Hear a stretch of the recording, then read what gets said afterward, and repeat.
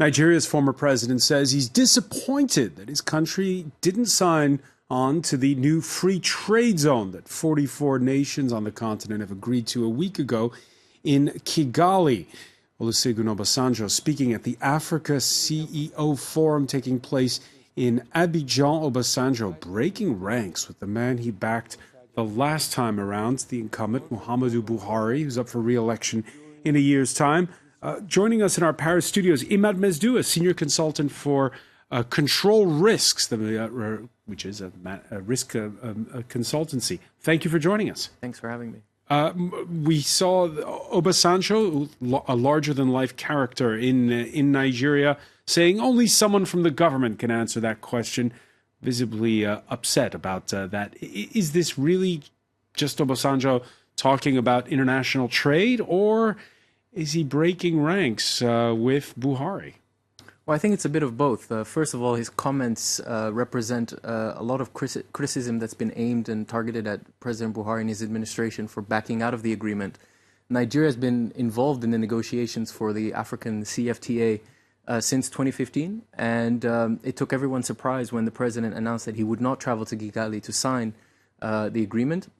But then, at the same time, his criticism comes at a time where there is a lot of crystallization of criticism around the president for a potential run in the 2019 presidential elections. And so former President Obasanjo, is catalyzing a lot of the disappointment that some of Buhari's previous supporters have been expressing in recent weeks in the press, and the kind of disenchantment that exists in parts of the ruling party. Yeah, because last time in 2015, Obasanjo playing the kingmaker, his southwestern region voting for the northerner against the incumbent who is from the southeast. Is that going to change next year? Well, I think the dynamics in 2019 are going to be very different. 2018 is going to be a year of politicking, and a lot of jockeying is about to happen, both in the ruling All Progressives Congress, the APC party, and the opposition PDP, the People's Democratic Party. Buhari commands to this day a very strong following in the north. But the PDP has said very publicly that it's going to zone its presidential ticket to a northerner.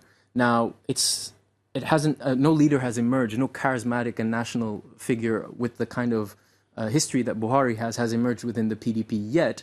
But there are some names that are starting to circulate, and one of those is former Vice President Atiku Abubakar, whose name keeps coming back as somebody who could represent the PDP if he wins the primaries this summer. And this because of Buhari's past health issues, where he was away all that time.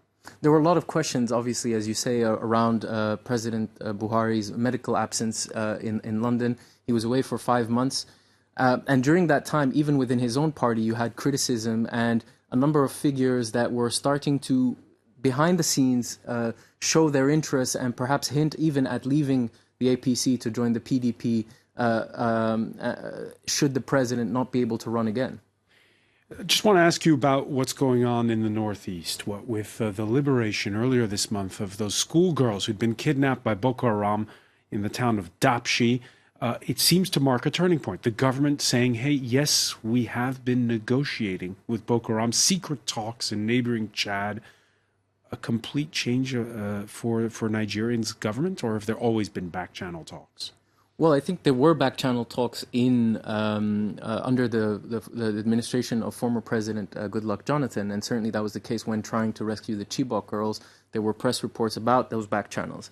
But I think there is a growing realization that a military strategy alone cannot put an end to an insurgency like the one we've witnessed in the Northeast since 2009. So is it a turning point? It's an important moment, definitely, because the release of the Dapchi girls suggests that even within Boko Haram now, there are factions. One of those is the Al-Barnawi faction, as we say, that has actually showed its willingness to negotiate and its willingness to release prisoners like the Dapchi girls.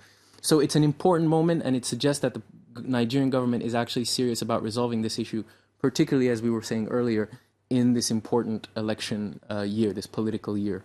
Is it a show as well of weakness on the part of a Nigerian military, which up to now had vowed to crush Boko Haram?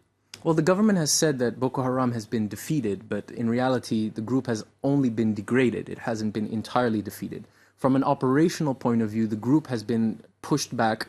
It used to control large swaths of the northeast and now only is entrenched in non-urban centers, in particular Sambisa forest.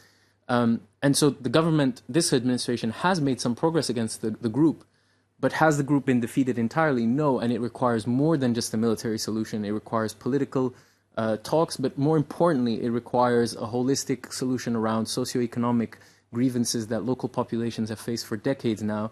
Let's not forget that underlying this terrorist and insurgency issue in the Northeast is a huge humanitarian issue with thousands and thousands of people that have been displaced.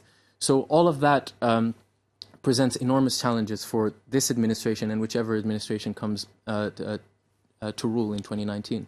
Imad Mesdoua of Control Risks, so many thanks for stopping by our studios. Thanks for having me.